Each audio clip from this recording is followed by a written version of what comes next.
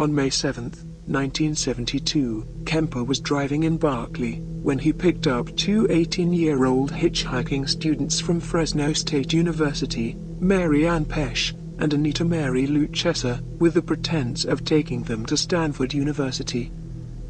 After driving for an hour, he managed to reach a secluded wooded area near Alameda, with which he was familiar from his work at the Highway Department, without alerting his passengers that he had changed directions from where they wanted to go.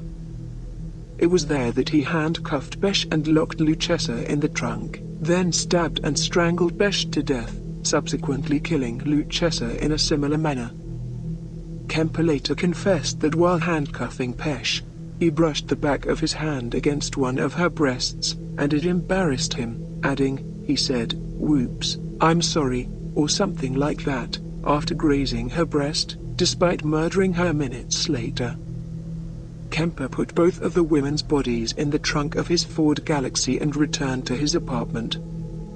He was stopped on the way by a police officer for having a broken taillight, but the officer did not detect the corpses in the car. Kemper's roommate was not at home, so he took the bodies into his apartment, where he photographed and had sexual intercourse with the naked corpses before dismembering them. He then put the body parts into plastic bags, which he later abandoned near Loma Prieta Mountain. Before disposing of Pesce's and Luchessa's severed heads in a ravine, Kemper engaged in a cremation with both of them. In August of that year, Pesce's skull was found on Loma Prieta Mountain. An extensive search failed to turn up the rest of Pesce's remains or a trace of Luchessa.